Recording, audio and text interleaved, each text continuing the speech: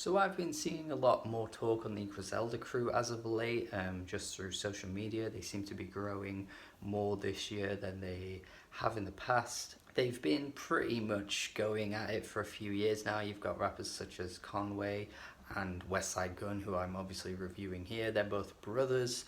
I actually checked out Conway fairly recently, and I'm really liking his work actually. Only heard a couple of his projects, but so far I've liked them both, especially Everything Is Food. The sequel to that one, which came out last year as well, was really good too, but I do think the first one was especially pretty damn great. Westside Gunn, though, has been a little more difficult for me. I checked out Supreme Blind Hell, which came out last year.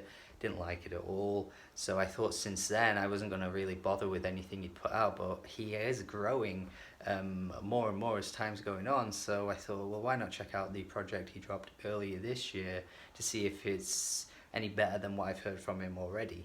It's unfortunately not good, to be honest.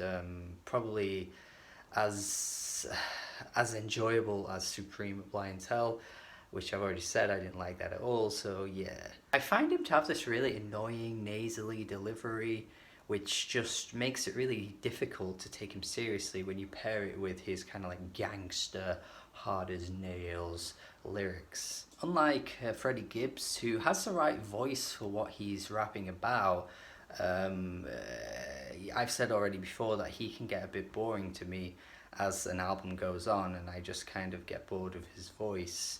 Whereas Westside Gunn, his voice just never really clicks at all. He sounds to me like a 15-year-old who's got an older brother and he just wants to be as cool as his older brother, so he goes hangs around with him, and his brother's got like cool gangster friends, and he just sounds out of place, even way more so when his contemporaries come on tracks as features.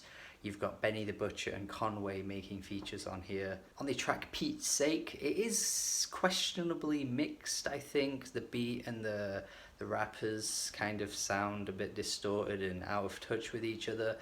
But it's a nice change of pace to not have to hear Westside Gunn rap. Benny the Butcher with that hard as fuck, you don't want to mess with delivery every time you hear him on a song.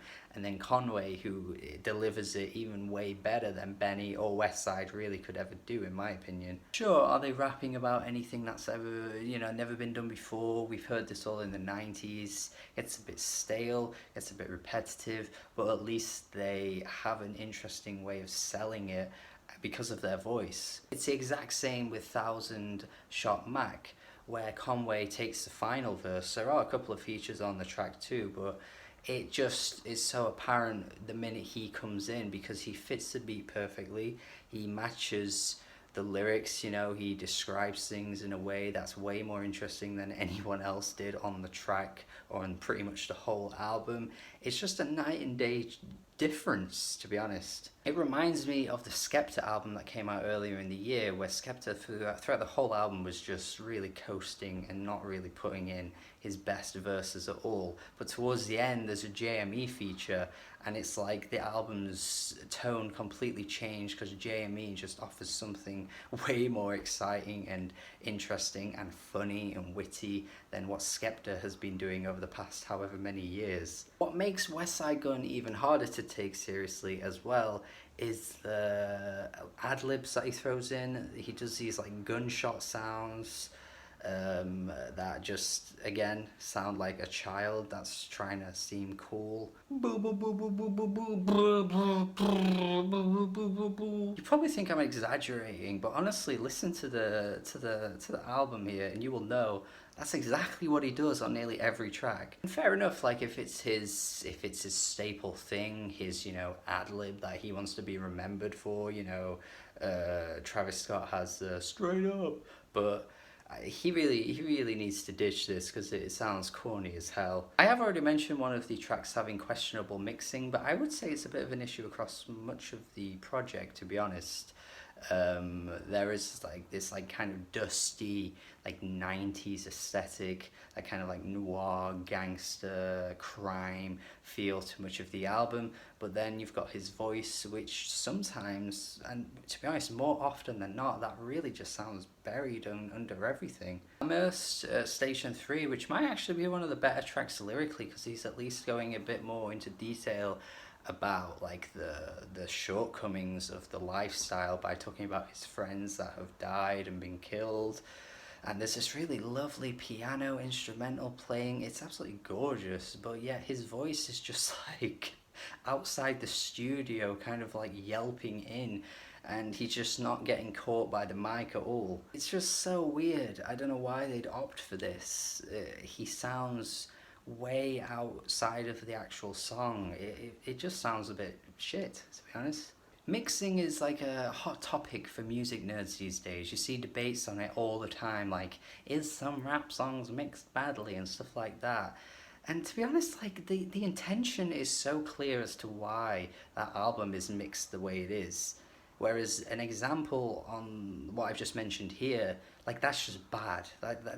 There's no reason why those two things are disconnected from one another. Similarly to Conway coming through and changing the pace of the album, we have a great Madlib beat on this album too, coming later on the track Gunlib. We've known for years that Madlib has had an amazing ear for beats, selections and samples, and this is no exception, and he actually fits really quite nicely with Westside Gunn, a track that's rare to find on this album because I feel like it is mixed really nicely. He's not rapping about anything that he hasn't already been rapping across the entire album.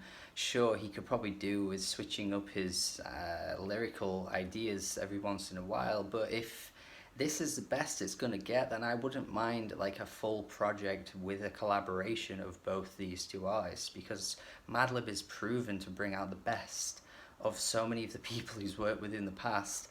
I could easily see it working here as well. No disrespect to Doom, I think he's a very talented rapper, but we've seen his fall off over the past however many years. It's pretty clear to say at this point that his best days were easily when Madlib was on the production. So I would like to see what would happen between these two artists here as well. Unfortunately though, it doesn't like drag up the album any higher, because the track after just goes to the usual weird mixing, boring beat, just boring rapping. It's mostly a big issue across this album. There are loads of random skits on this album too.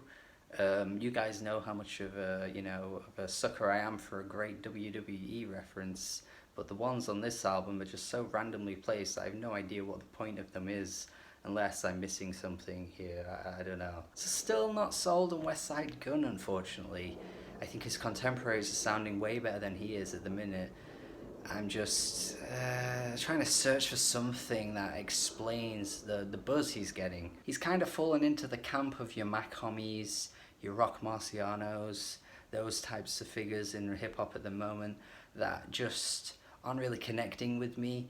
And maybe that's just my own personal taste, I don't know. So yeah, I'm gonna go 4 out of 10. It's pretty bad, to be honest, but let me know what you think of this, because it's been out a while, I'm pretty late to it. Definitely just wanted to throw in my opinion here, just for the sake of it really, but if you have any thoughts, if you disagree, agree, please let me know. I'm really interested in seeing what people think of this one. If you've, for whatever reason, been waiting on this album review since it came out, and you finally got it months later to only find out I dropped a 4 out of 10 on it, I do apologise. That was not intentional. I wanted to like it, obviously, just like any project I go into, but yeah, it's just not really, it's not really doing it for me. Thank you for watching my review though. Hopefully you have a good day, hopefully you got something out of it.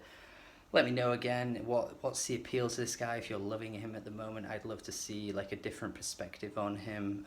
Thank you again for watching. Have a good day. Goodbye.